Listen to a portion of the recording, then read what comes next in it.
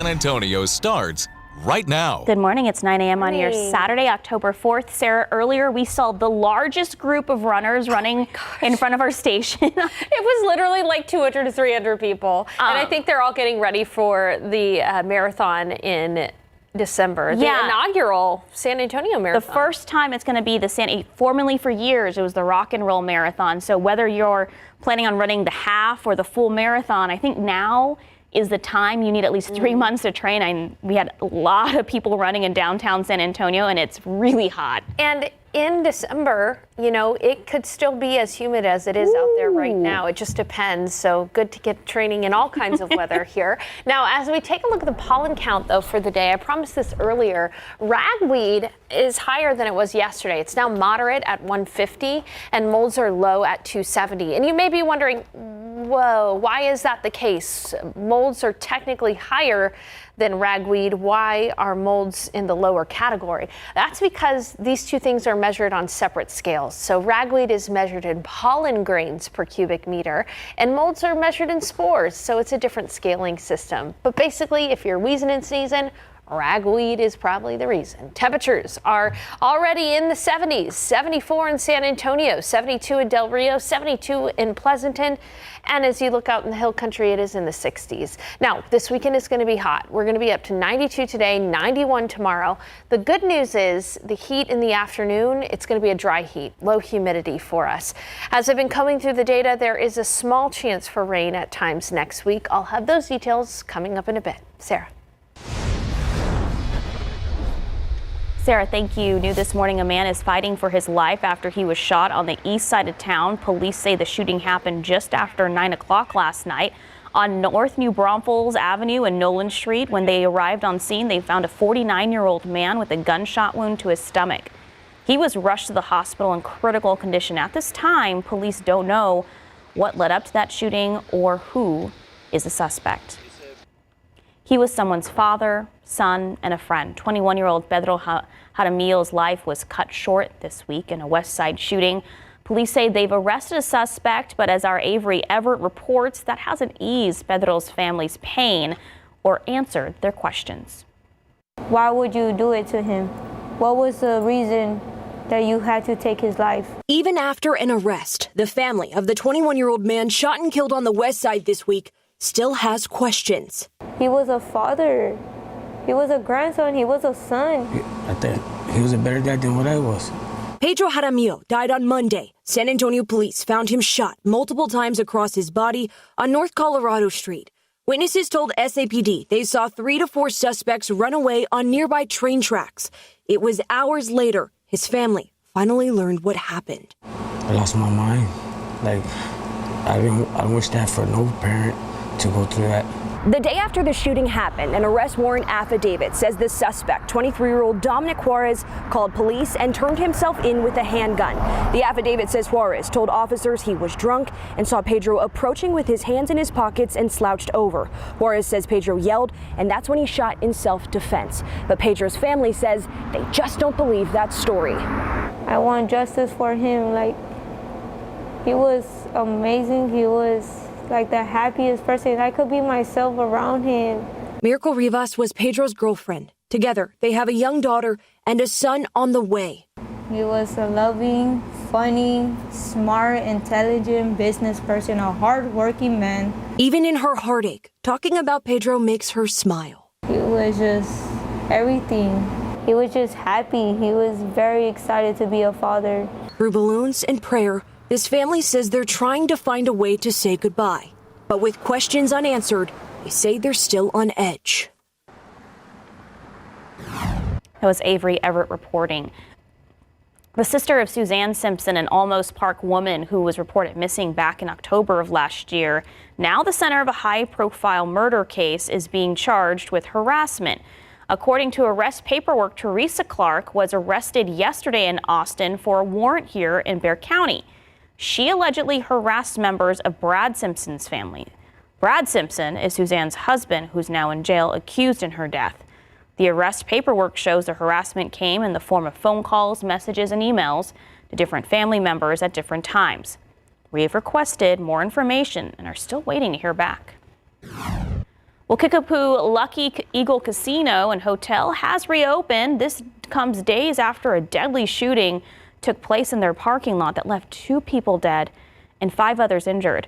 The casino opened yesterday morning, and although there was not a huge crowd of people that showed up to return, security and police were also noticeable.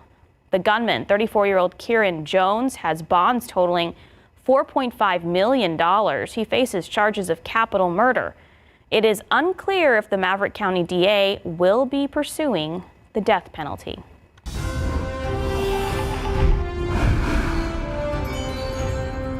Well, just over a month away from the November elections, and now Bexar County officials said they've come up with a solution to fix the backlog of more than 50,000 voter registration applications. First, the county is working closely with the Secretary of State and its system. Second, 8 additional temporary staff have been hired to help manually input voter registration cards. Earlier this month, the system the county used shut down, and a contract with a new third-party company wasn't going to be ready in time. In the meantime, they're using a system ran by the Secretary of State's office. In simple terms, if you apply on time and you are eligible, your application will be processed and you will be able to vote in the November election. So you can scan that QR code you see on the corner of your screen there to find out more about the upcoming elections. And the deadline to register to vote, remember, is this Monday, October 6th. Well, this morning, more than 30 athletes who are giving it all after losing a limb will be working with running coaches to make the most of their mobility. Devin Karp is live over at Nelson Wolff Stadium, where it's kicking off later this morning. Good morning, Devin.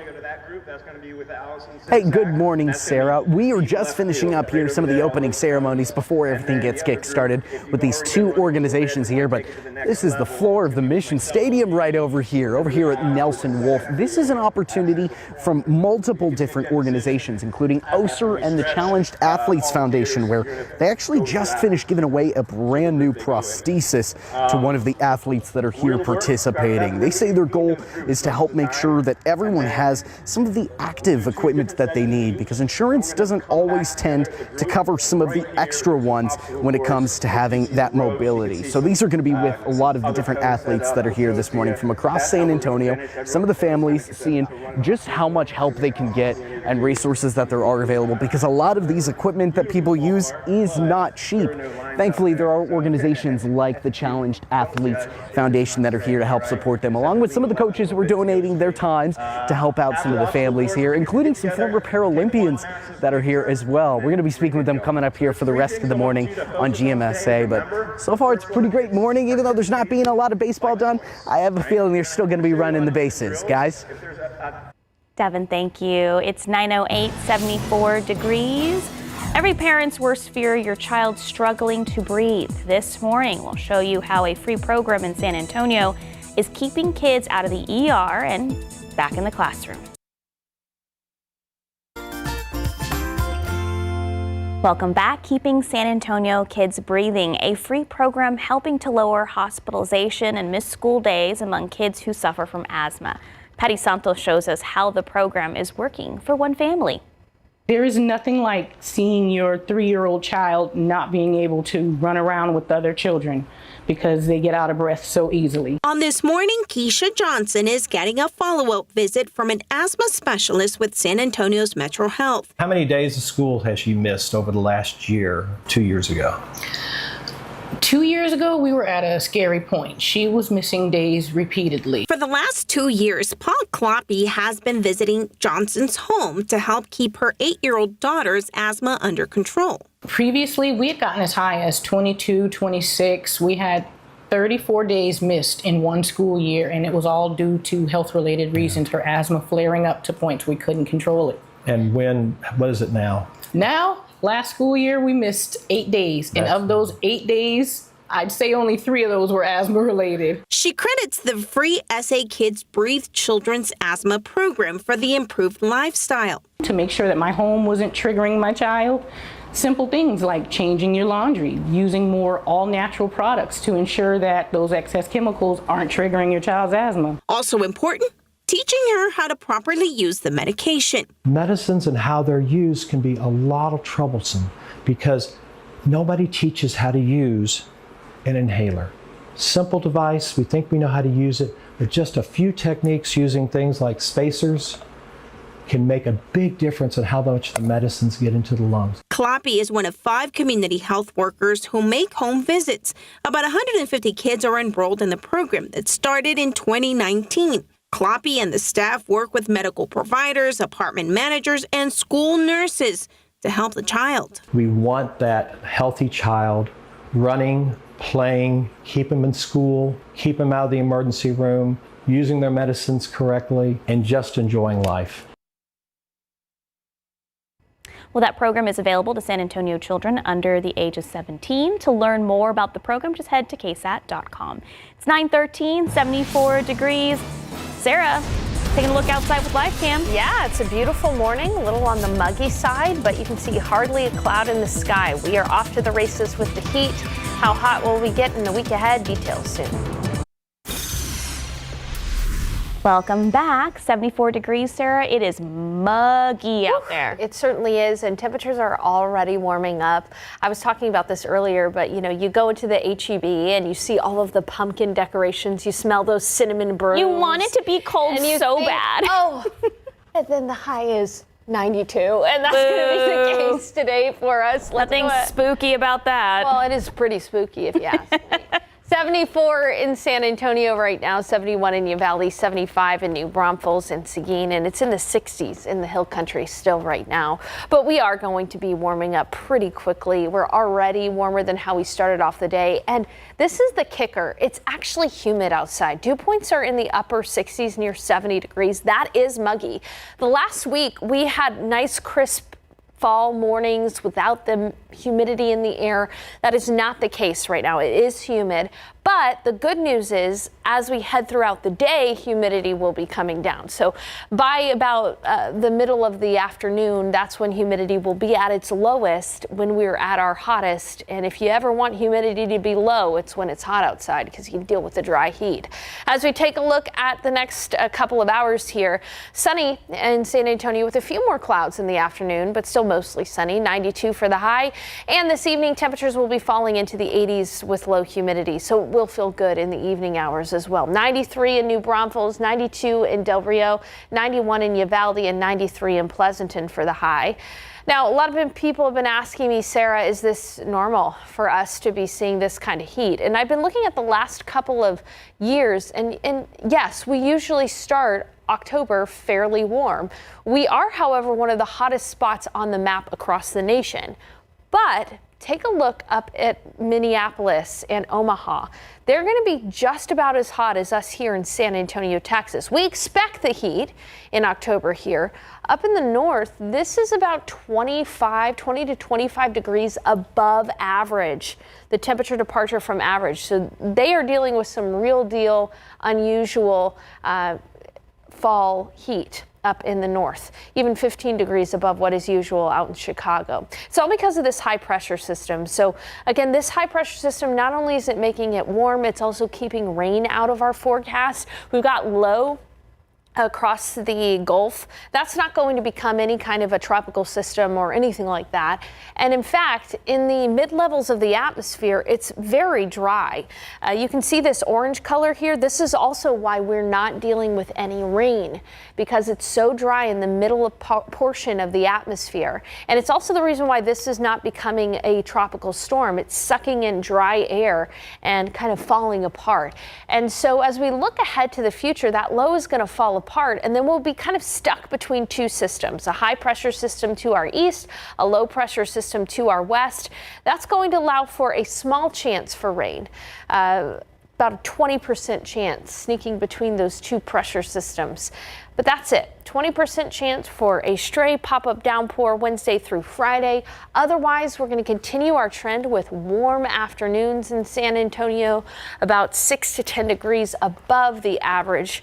Now, I am interested in showing you what the outlook is for October as a whole. What do we usually see in October? And what could we expect for the most part? Are we going to be drier than average, warmer than average? I'll have those details coming up in a bit.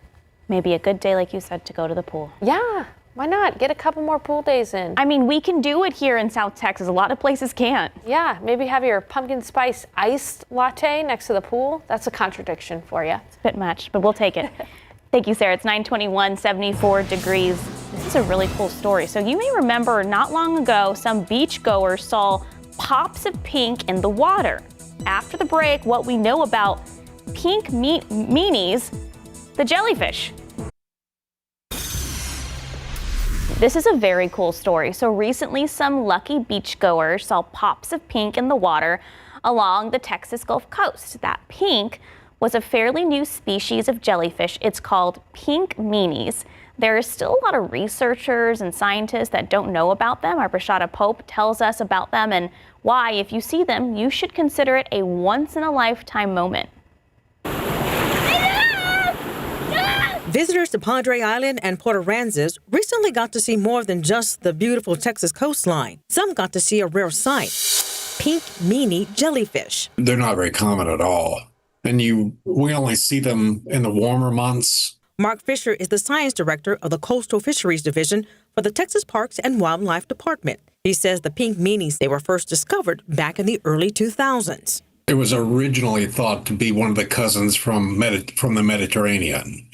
But further genetic analysis that was published in 2011 determined, no, it's a whole new species that's native to the Gulf. And their size can vary. A snorkeler encountered this pink meanie off the coast of Pensacola, Florida, back in 2022.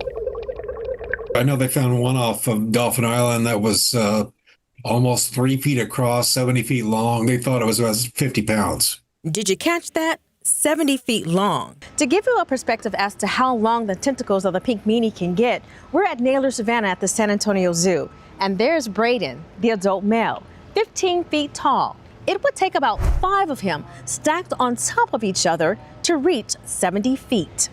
The pink meanie's diet is primarily moon jellyfish. The moon jellyfish is one of the most abundant jellyfish worldwide, actually. So in the Gulf of Mexico, they're present almost all year round. Samantha Mayer is with the Friedrich Aquarium at the San Antonio Zoo.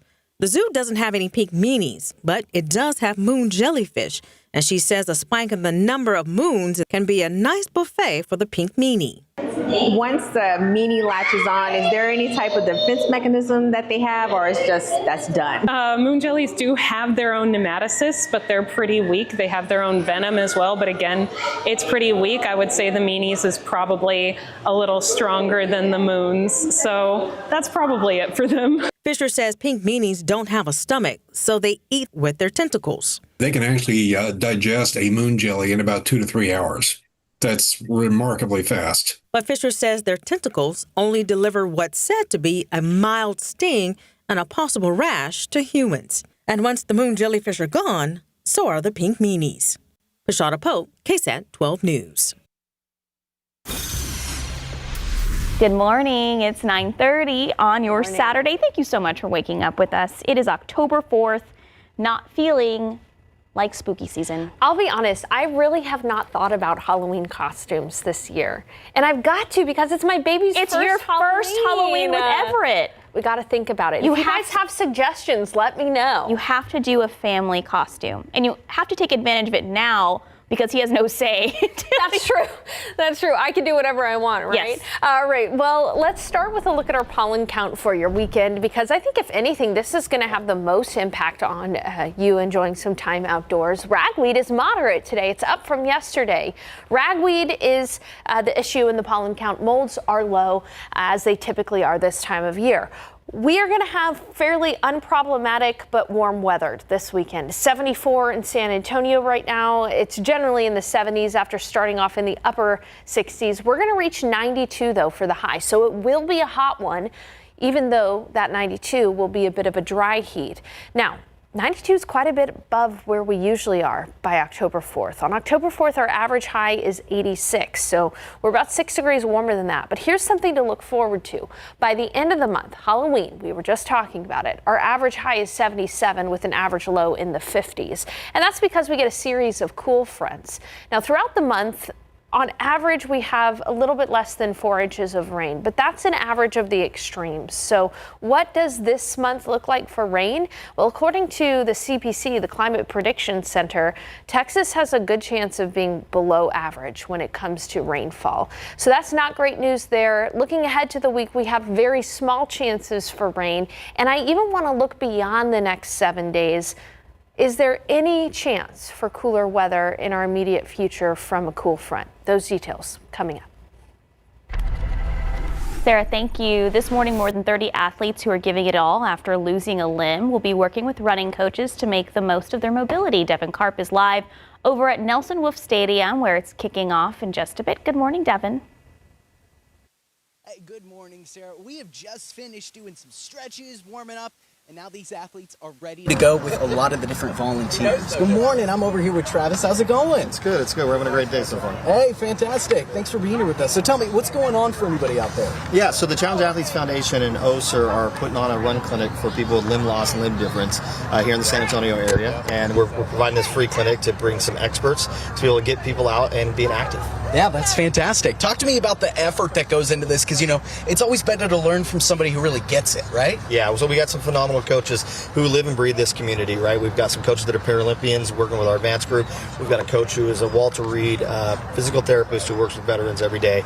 And they're out here kind of teaching the local San Antonio future athletes to be all that they could be, really, to get out and just kind of give that effort of saying, hey, we don't believe that you should be sitting around on the couch at home. We think that activity is something that everybody has the right to. And so we're bringing these clinics all over the United States to be able to make sure that this limb loss community knows that they have the right to be physically active and providing the means to do that through the great coaching that we have. Yeah, that's fantastic. Somebody also, one of these athletes came here this morning, got a nice surprise, huh? Yeah, we were able to meet Jacoby Hurd, who's from Corpus Christi, and he came out today and had no idea that we were going to surprise him with his very own running leg.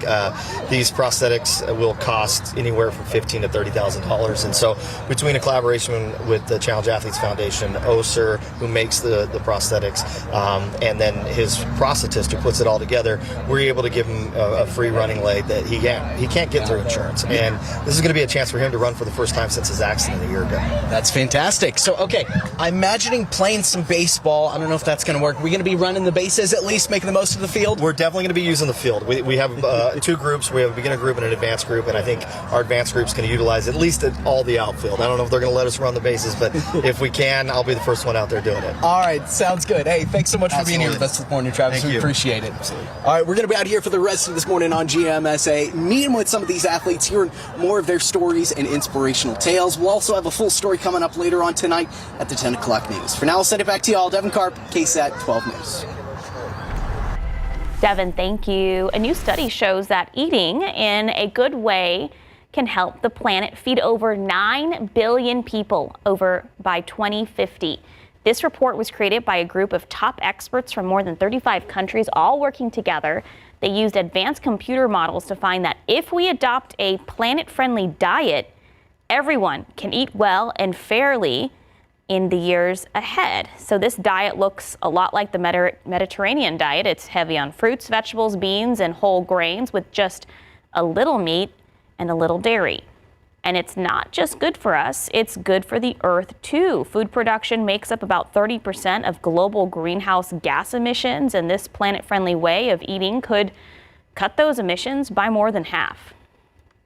Now to a health alert. The Bexar County Public Health Department has confirmed a fox tested positive for rabies. County health officials said a homeowner saw the fox behaving abnormally on their North Bexar County property. So it happened in a property just southeast of Bulverde on Thursday, the same area where the county reported a rabies outbreak back in July. So mostly with bats. The body of the fox tested positive for rabies. The county health department says the fox did not interact with any other humans or pets. Rabies is most often transmitted by a rabid animal bite, but can also be transmitted when a rabid animal's saliva touches a human or mammal's eyes, nose, mouth, or break in the skin. So Bexar County Public Health Department Director Andrea Guerrero warns pet owners to take precautions. Quote, wild animals such as foxes and raccoons can infect your pets. It underscores the importance of ensuring that all dogs and cats are vaccinated against the rabies virus. And this week's rabies case is the 16th in Bexar County so far this year.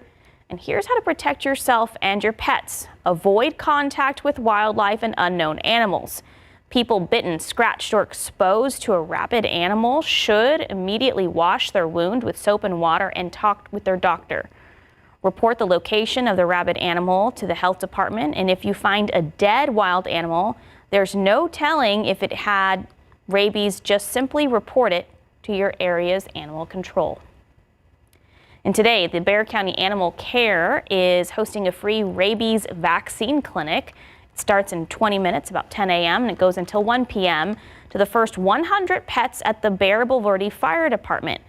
Rabies vaccinations are the best way to protect your pets and stop this dangerous disease from spreading. Plus, it's required by state law. Okay, listen to this. A new study finds that females outlive males across all mammal species by about, Sarah Spivey's giggling at us, about 12% on average. However, the trend flips with birds, where males tend to live about 5% longer than females.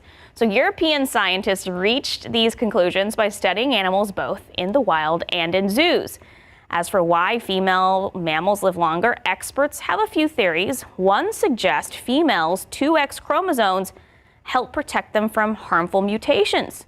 Another points to males developing features like antlers and engaging in risky behaviors such as fighting for mates, which may shorten their lives.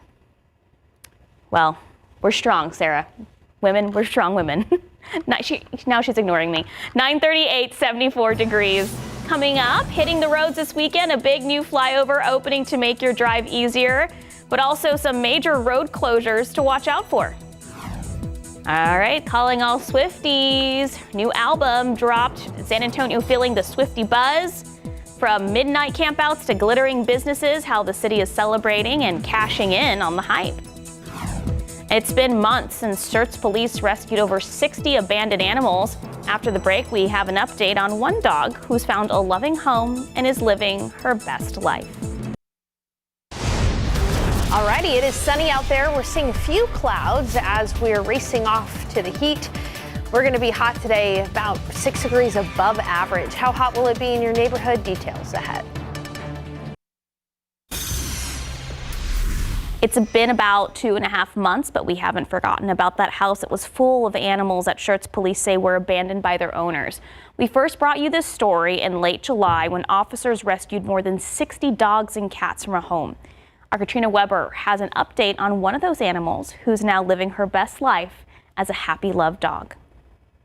Even in early October, there's no doubt these are dog days. Not the kind full of oppressive heat, but instead about freedom, fun, and frolicking for this pup. We are so happy that, there she goes, so happy that we got her. They're one big happy family now, but Christina Western didn't know at first just how rough things had been for the husky mix.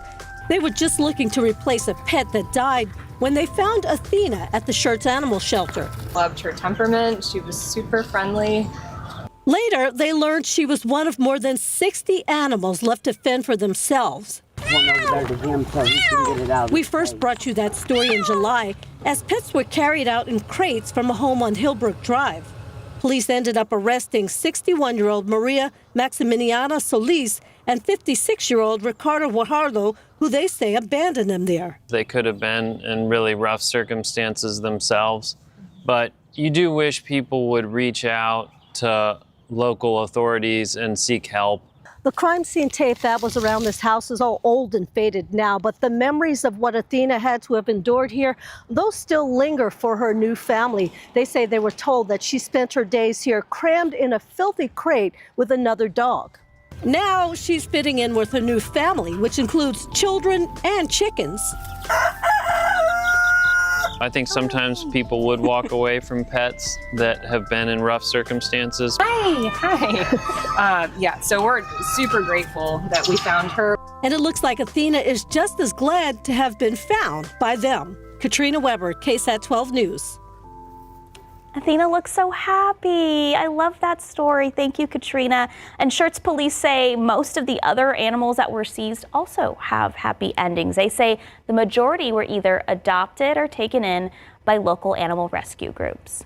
I love that, Sarah. There really is nothing more rewarding than seeing an animal get a home. So love that. I know both you and I have our rescue babies. All right. 74 in San Antonio, 71 in Bulverde, 73 in Uvalde. We are on our way to warming up after a morning in the upper 60s, and it's all because of the sunshine out there. Mostly sunny skies. By noon, it'll be 84. We'll have east winds today at 5 to 10 miles per hour. Those east winds are going to help to take away the humidity that you feel out there right now. You step outside right now, the next couple of hours, it's muggy. But by the afternoon, when we're going to be at our hottest, humidity will be at its lowest. 92 for the high. And then this evening is going to be very nice. If you have Saturday night plans, really nice evening, low humidity dropping into the 80s.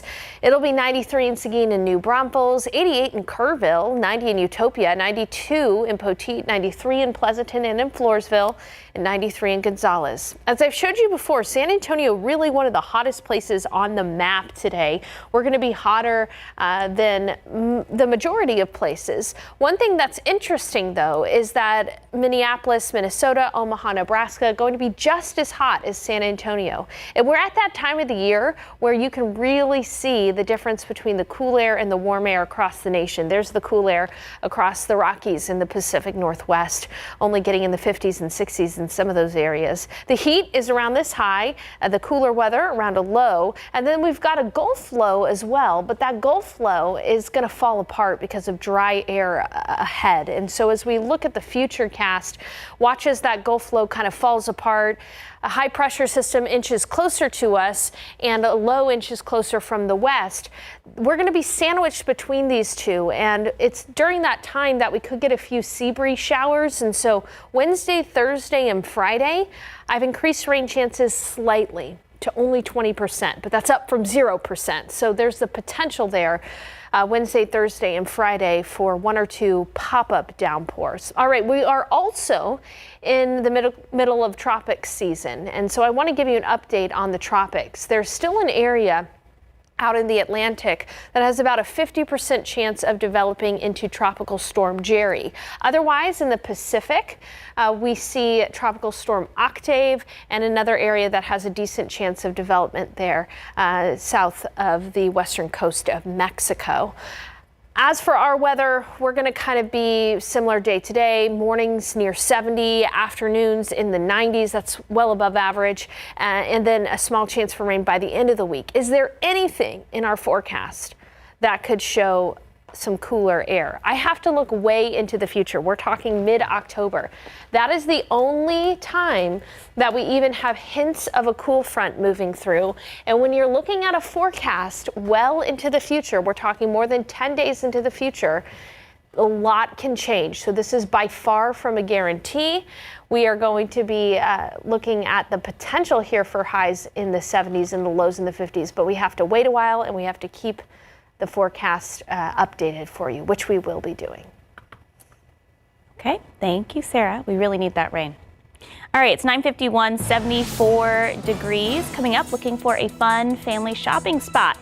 We'll tell you about a new Japanese market that opened yesterday that has specials all weekend. Taking a look outside the roads at TransGuide, we're not seeing any major accidents over on our end or any big backups, but we do know that there is construction planned over the weekend. Just head to KSAT.com. RJ Marquez will give you the latest details.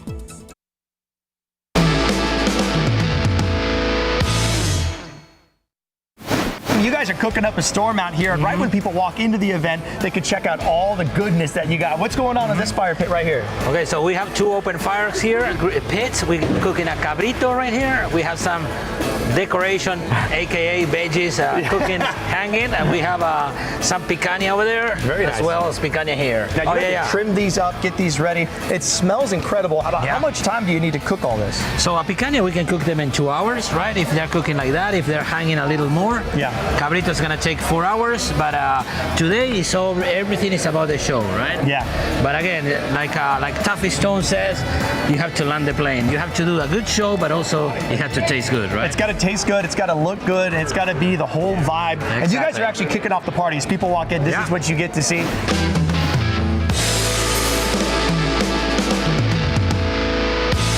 Well, it's going to be a very busy weekend for our drivers across many parts of the city of San Antonio. When it comes to some construction, we have a mix of bad news and some good news. But you know what? Let's start with some good news as we get you set for your weekend driving activity. We're going to have a brand new flyover opening that's going to be taking us from I-10 West over to 1604 East. Basically, you're going to be able to get onto this a little bit past UTSA Boulevard on I-10, and that's going to take you over Tradesman, Ben Jackson, and you're going to be able to exit right there at Lock Hill Selma. This is going to be the 5th flyover to open at that entire interchange, the 5th of 8, as they continue to work there to try and help our drivers get through the far northwest side. But unfortunately, this will coincide with some major closures this weekend. So starting Friday night and extending to Monday 5 a.m. in the morning, we're going to have a major closure. Basically, 1604 both directions, east and west, will be closed.